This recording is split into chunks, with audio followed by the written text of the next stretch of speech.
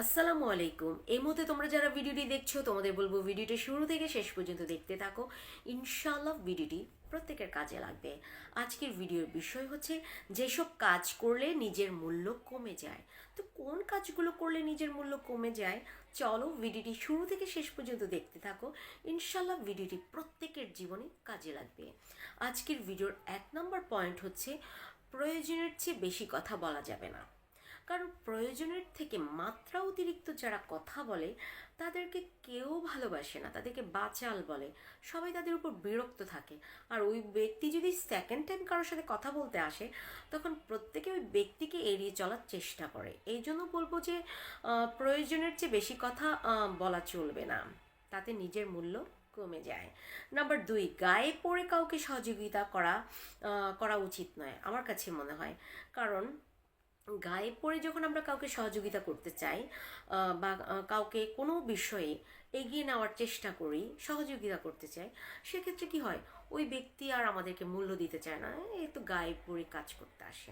তো এই জন্য হচ্ছে অনেক সময় আমি নিজেও দেখেছি কোনো ব্যক্তি বিপদে পড়তে যাচ্ছে বা তাকে সহযোগিতা করব কি করব না, বা তাকে ওই বিপদ থেকে মুক্ত করা উচিত কিনা, বলা উচিত কিনা, এরকম চিন্তা করতে করতেই সময় চলে যায়। তো হচ্ছে যে এই জন্য বলবো, কাউকে যদি গায়ে পড়ে তুমি সহযোগিতা করতে চাও তখন ওই ব্যক্তি ভাববে যে এটা তার মানে তোমার কাছ থেকে পাওয়া উচিত ছিল তাই তুমি এটা করছো, মানে সে তোমাকে অত গুরুত্ব দিবে না। তো এই জন্যই বলবো, নিজের মূল্য যদি কমাতে না চাও কাউকে গায়ে পড়ে সহযোগিতার প্রয়োজন নেই। নাম্বার 3, অতিরিক্ত সরলতা দেখানো যাবে না। বর্তমান সময়টা এত সহজ না যে তুমি সরলতা দেখাবা মানুষ তোমাকে খুব ভালোবাসবে, এমনটা না। খুব বেশি সরলতা দেখালে ওই ধরনের মানুষকে কেউ গুরুত্ব দেয় না, মূল্য দেয় না। কারণ হচ্ছে তোমার মূল্য তোমাকেই বুঝতে হবে।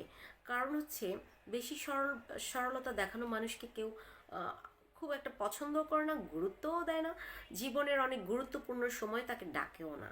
তো আমি এই জন্যই বলবো অতিরিক্ত সরলতা কারোর সাথে দেখানো উচিতও নয়। নাম্বার 4, না রাখলে কথা না রাখলে ওই ধরনের ব্যক্তিকে কেউ মূল্য দেয় না। কারণ তুমি যখন কাউকে কথা দিলা আর সেই কথাটা তুমি রাখলে না, তাহলে যার সাথে কথাটা রাখলে না ওই ব্যক্তি তোমার কোনো কথাকে আর গুরুত্ব দেবে না, তো আমাকে মূল্যায়নই আর করবে না। এই জন্য হচ্ছে কাউকে কথা দিয়ে ফেললে কথাটা অবশ্যই রাখার চেষ্টা করতে হবে। নাম্বার 5 হচ্ছে যে দাম দেয় না তার কাছে দাম বাড়ানোর চেষ্টা করা উচিত না। আমাদের সমাজে এরকম অনেক মানুষ আছে যে তোমাকে হিংসা করে, তোমাকে গুরুত্ব দেয় না, পাত্তা দিতে চায় না, ভাব নিয়ে চলে। তো ওই ধরনের ব্যক্তির গুরুত্ব পাওয়ার জন্য যদি তুমি তার পিছু পিছু ছুটো তাহলে অবশ্যই মূল্য পাবে না। কারণ হচ্ছে যে তোমাকে দাম দেয় না তার কাছ থেকে দূরত্ব বজায় রাখাটাই সবচেয়ে গুরুত্বপূর্ণ, তাতে তোমার মূল্য বাড়বে আমার কাছে মনে হয়। নাম্বার 6, সবাইকে অতিরিক্ত আপন ভাবলে। কারণ আমরা কি করি, কাউকে যখন অতিরিক্ত আপন ভাবি আর আপন ভেবে আমরা কি করি, তার কাছে মনের সমস্ত কথা, ব্যক্তিগত কথাও আমরা বলে ফেলি। তো এটাই বলবো, কাউকে অতিরিক্ত আপন ভাবার প্রয়োজন নেই। পৃথিবীতে অতিরিক্ত আপন হচ্ছে আব্বা আম্মা। আব্বা আম্মার থেকে অতিরিক্ত আপন কেউ হয় না। তো বাকিদেরকে যদি তুমি আপন ভেবে বলতে চাও মনের কথা, তাহলে বুঝতে হবে তুমি ধরা খাবে। কারণ মনের কথা যখন তুমি বলে ফেলবে, তুমি তোমার দুর্বলতার কথা যখন বলে ফেলবে, কেউ কি তোমাকে আর মূল্য দিবে? মূল্য দিবে না, পিছনে বরং হাসবে। এই জন্যই নিজের মূল্য তখনই কমে যায় যখন আমরা কি করি, অতিরিক্ত কাউকে আপন ভেবে নিজের মনের কথাগুলো বলে ফেলি। তো এইটা থেকে আমাদের অবশ্যই বিরত থাকতে হবে। তারপরে নাম্বার 7, অতিরিক্ত আন্তরিকতা এবং ভালোবাসা দেখালে আমাদের মূল্য কমে যায়।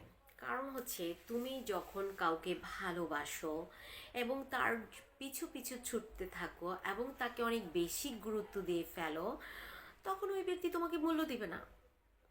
ভালোবাসা একটু কম দেখাও, ভালোবাসা অতিরিক্ত দেখায়ও না, কারণ অতিরিক্ত সব কিছুই আমাদের জন্য ক্ষতিকর। এতে আমাদের মূল্য কমে যায়, যে ও তো আমাকে ছাড়া বাঁচবে না, ও আমাকে ভালোবাসে, আমাকে ছাড়া অন্যদিকে যাবেই না।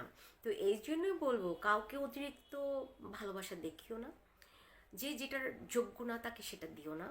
কারণ যে যেটা যোগ্য না সে যদি সেটা পেয়ে যায় সে অবশ্যই তোমাকে মূল্য দিবে না। তাই নিজের মূল্যটাকে ধরে রাখতে চাইলে অতিরিক্ত কোনো কিছুই কাউকে দেখানো যাবে না। তো আজকের ভিডিও এ পর্যন্তই। চেষ্টা করেছি গুরুত্বপূর্ণ পয়েন্টগুলো তুলে ধরার জন্য। আশা করি ভিডিওটি প্রত্যেকের ভালো লেগেছে। ভিডিও ভালো লাগলে অবশ্যই লাইক দিতে ভুল করবে না। আমি জেসমিন রত্না তোমাদের পাশে ছিলাম, আছি, সব সময় থাকবো। সবাই ভালো থাকো। আল্লাহ হাফেজ। আসসালামু আলাইকুম।